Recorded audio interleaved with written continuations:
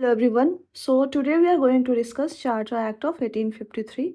ये charter acts की series का हमारा लास्ट डिस्कशन है. चलिए इसके प्रोविजंस देख लेते हैं.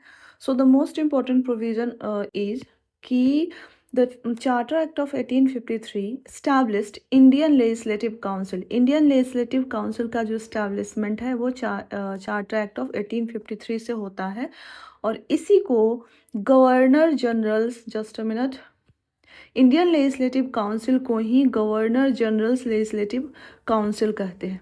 ठीक है.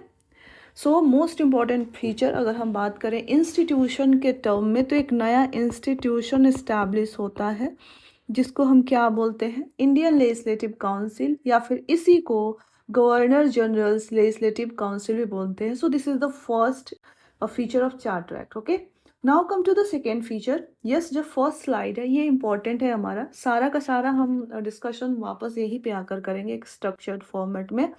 So next feature is that it provided addition of 6 new members called legislative councillors to the council. चलिए वापस चलते हैं. जो प्रीवियस स्लाइड है हमने देखा कि चार्टर एक्ट ऑफ 1853 से क्या हुआ, इंडियन लेजिस्लेटिव काउंसिल का एस्टैब्लिशमेंट किया गया है. तो इसकी जो स्ट्रेंथ रखी गई थी ये 6 रखी गई थी इनिशियली, और इन जो मेंबर्स थे उनको क्या बोला गया, लेजिस्लेटिव काउंसलर्स. क्लियर है ये? सो हमने क्या देखा कि चार्टर एक्ट ऑफ 1853 से इंडियन लेजिस्लेटिव काउंसिल का एस्टैब्लिशमेंट होता है जिसको गवर्नर जनरल्स लेजिस्लेटिव काउंसिल भी कहते हैं. इसका स्ट्रेंथ हमने वहाँ पे 6 रखा होता है एंड उन जो मेंबर्स होते हैं उनको लेजिस्लेटिव काउंसलर्स कहते हैं. Let's move to the next feature. The next feature is that it introduced for the first time local representation in the Indian Central Legislative Council. Of the 6 new legislative members of the Governor General's Council, 4 were to be appointed by the provincial governments of Madras, Bombay, Bengal and Agra provinces. Okay, so चलिए यहाँ पे वापस चलते हैं. फिर से first slide पे हमने क्या देखा है कि इंडियन लेजिस्लेटिव काउंसिल के एस्टेब्लिशमेंट हो गई है, 6 मेंबर्स रखे गए हैं. जो थर्ड प्रोविजन वो कहता है कि पहली बार इंडियन लोकल रिप्रेजेंटेशन की बात हुई है. यहाँ पे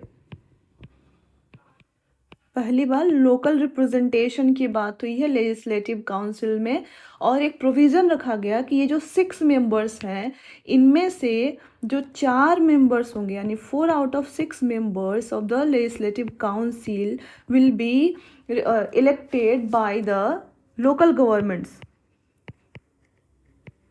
ठीक है, लोकल गवर्नमेंट्स यानी जो प्रोविंशियल गवर्नमेंट होंगी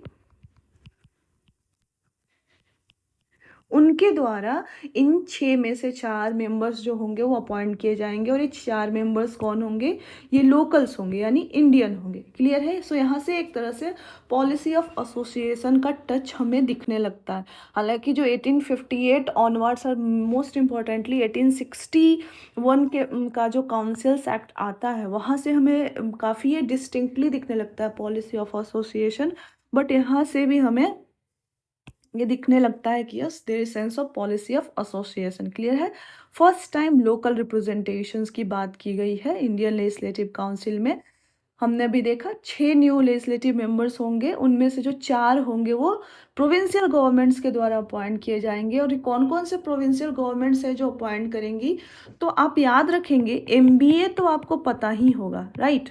MBA मैंने B और A के बीच स्पेस दिया है, आप इसमें MBBA रख लीजिए याद. MBA आपको पता है, B ऐड कर लीजिए. Madras, Bombay, Bengal and Agra. So again हम अपने फर्स्ट स्लाइड पे चलते हैं कि जो लोकल कौन से प्रोविंशियल गवर्नमेंट्स हैं जो इनको रिप्रेजेंट करेंगी, दे आर MBBA. क्लियर है? ये आप याद रखें. ओके, सो ये इम्पॉर्टेंट जो एक इंस्टीट्यूशन का नया सेटअप होता है इंडियन लेजिस्लेटिव काउंसिल का, ये यहाँ से होता है. सो ये इम्पॉर्टेंट है. इसके बाद हम एडमिनिस्ट्रेशन में चलते हैं. तो चार्टर एक्ट ऑफ 1833 में हमने देखा था कि open competition civil services examination के में ओपन कंपटीशन के इंट्रोडक्शन की वहाँ पे कोशिश की गई थी, बट वो फ्रूटफुल नहीं हो पाया था।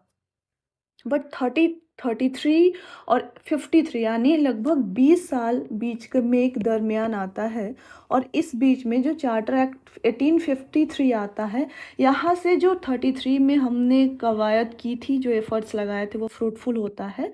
So charter act of 1853 introduced an open competition system of selection of recruitment of civil services. So जो काम हमने 33 में इनिशिएटिव लिया था, ये बार बार मैं आपको रिपीट करवा रही हूँ क्योंकि ये इंपॉर्टेंट है, यहीं से सवाल बनते हैं, आपसे पूछा जाएगा। इसी दो टॉपिक पे सवाल बन सकता है, या तो इंट्रोडक्शन पे या फिर अटेम्प्ट ऑफ इंट्रोडक्शन। तो इंट्रोडक्शन आपको पता होना चाहिए कि 53 में हुआ था सिविल ओपन कंपटीशन, बट इसकी जो अटेम्प्ट हुई थी, जो कोशिश हुई थी, वो 33 में हुई थी, बट वो सक्सेसफुल नहीं हो पाया था।